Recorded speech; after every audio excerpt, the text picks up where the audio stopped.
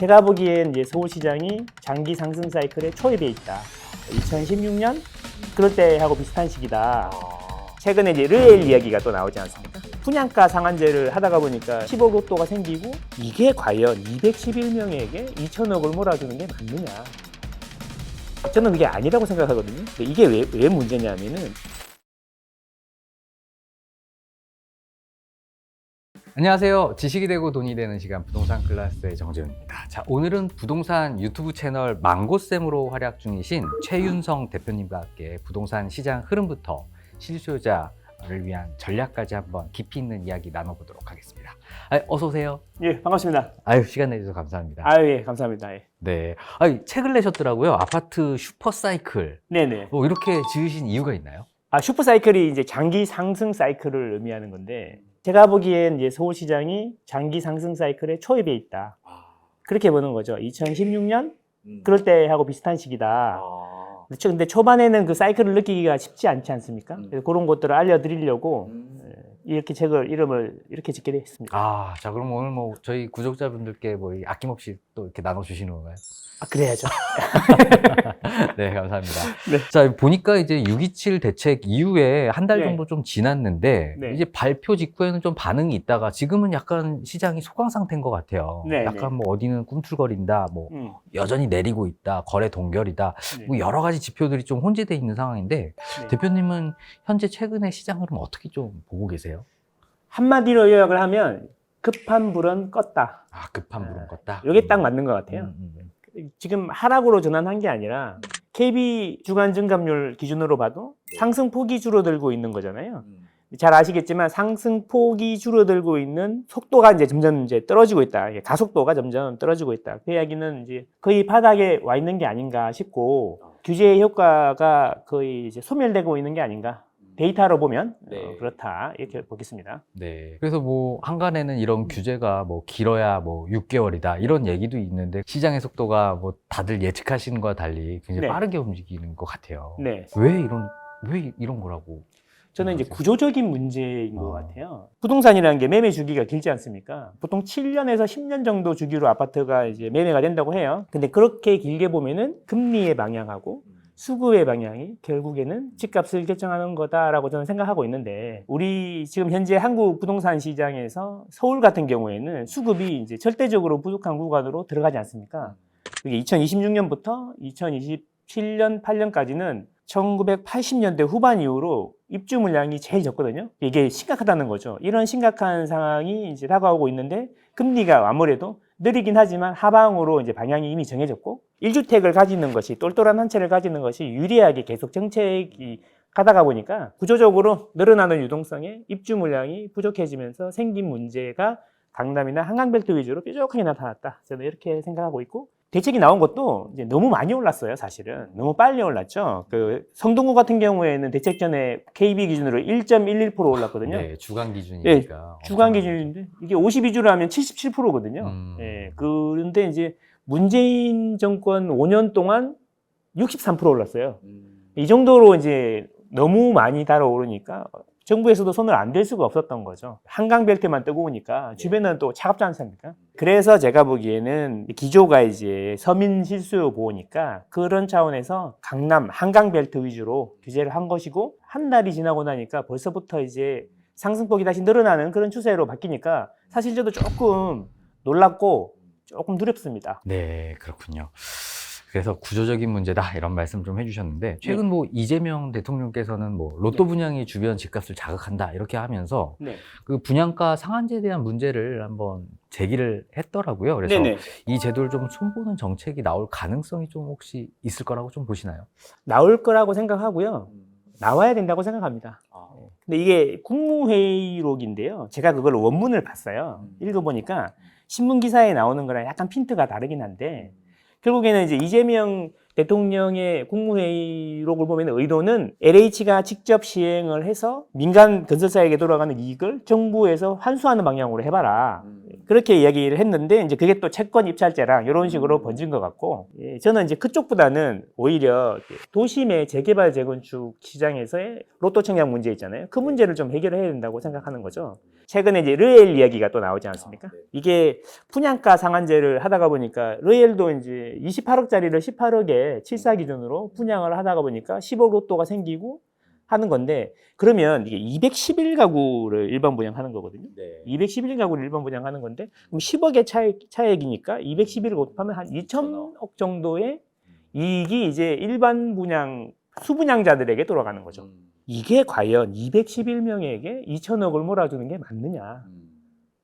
저는 그게 아니라고 생각하거든요. 근데 이게 왜 문제냐면은, 그러니까 2천억의 일반 분양 수분양자들의 수입을 조합원 1000명으로 나누면 거의 2억씩이 손해보는 거죠. 근데 만약에 그거를 시세하게 했다면 2억이라는 분담금이 줄어들 거고, 아마 그러면 르엘도 속도가 훨씬 빨랐을 거고 진작에 입주했을 수도 있다. 민간 택지에서의 분양가 상한제는 오히려 그래서 공급을 줄이는 효과가 있다. 전체적인 사회적으로 볼 때는 집값을 올리는 효과가 있다. 그래서 요거는 좀 손을 볼 필요가 있다. 이건 어떻게 보면은 일본의 로또, 나머지에게는 전체적으로 이제 집값 상승이라는 피해가 가는 게 아닌가. 이렇게 생각합니다.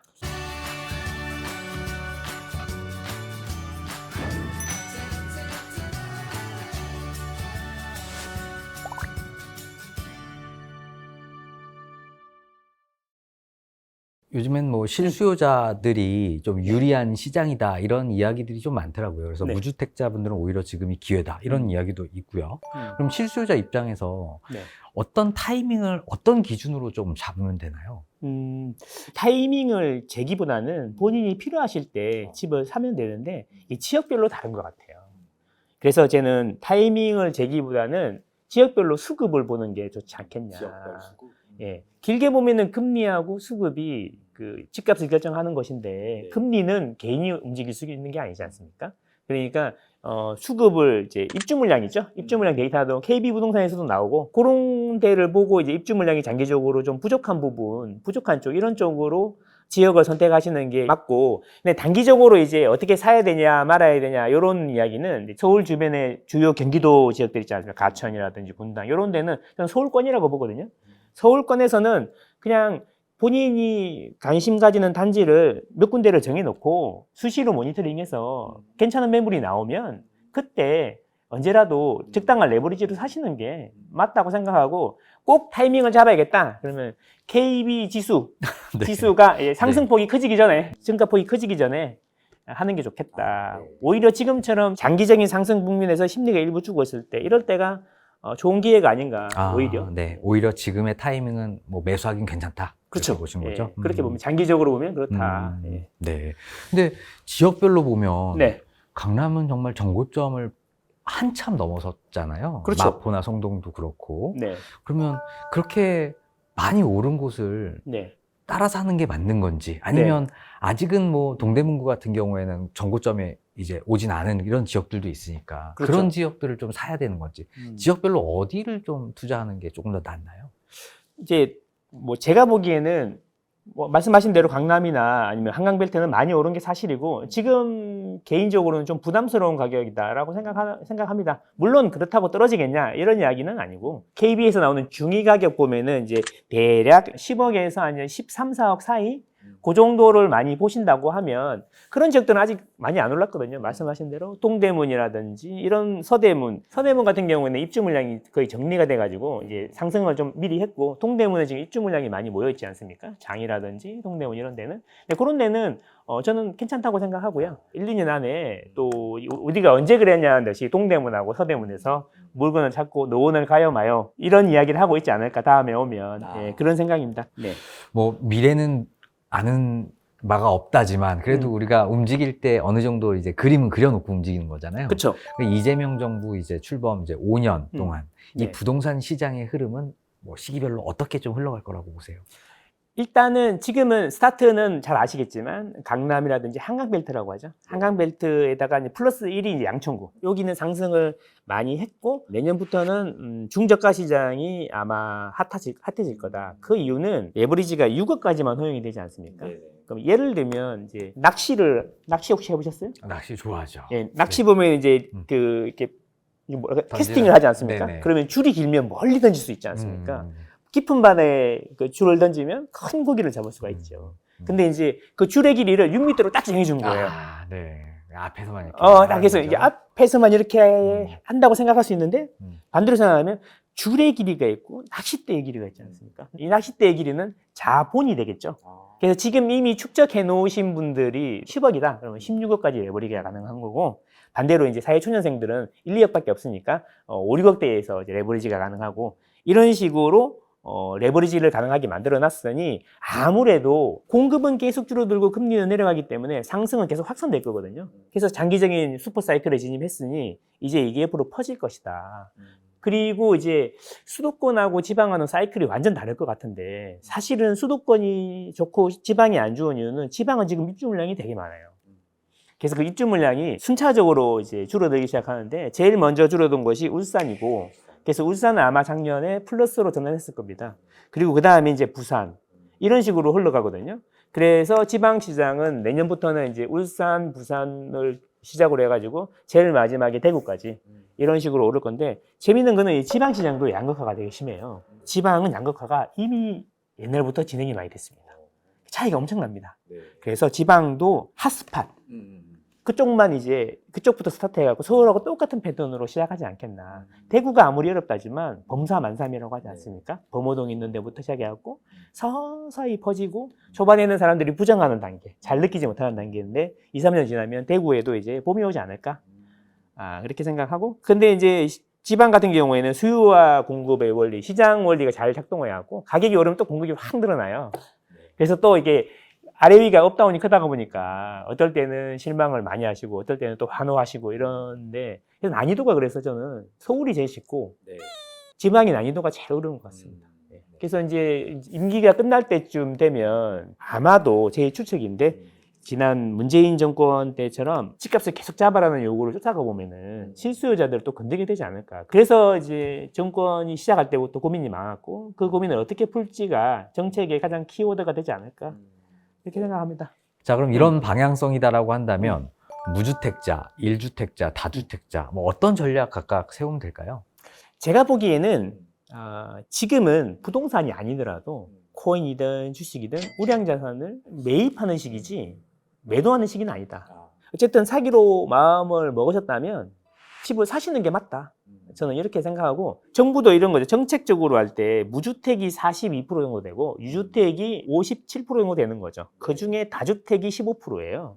정책적으로도 다주택 우대를 하는 것보다는 1주택이나 무주택을 우대를 해줘야지 계속 정권 유지가 되는 거고 민심이 그렇죠. 정치공학적으로는 그런 거니까 그래서 무주택이나 1주택을 건드리기는 쉽지 않을 겁니다. 그래서 재산세 이야기도 이번 세법 개정안에 빠진 것 같고요. 이번 정권에서도 다주택을 더 뭐 이렇게 활성화시키지는 않을 것 같고 그렇게 보면은 1주택이나 무주택 전략을 취하시는 게 좋은데 무주택은 일단 베이스 캠프를 제대로 하나 차리시는 걸 추천을 드리고 1주택이신데 갈아타기 생각이 있으시다면 조금 무리가 되더라도 상급지로 갈아타시길 추천드리고 근데 1주택이 이미 있는데 막 이사를 못 가는 경우도 있어요. 애들 때문에 계속 거기 거주하셔야 되는 분들은 뭐 일시적 1가구 주택이라든지 또 뭐 재개발 재건축 같은 경우에 보면은 그 대체주택 뭐 이런 식으로 해서 1주택 포지션을 계속 유지하시면서 업그레이드 하시는 거 추천드리고 다주택은 딱히 뭐라고 드릴 말씀은 없는데 지방의 다주택에 대한 완화가 나올 수 있으니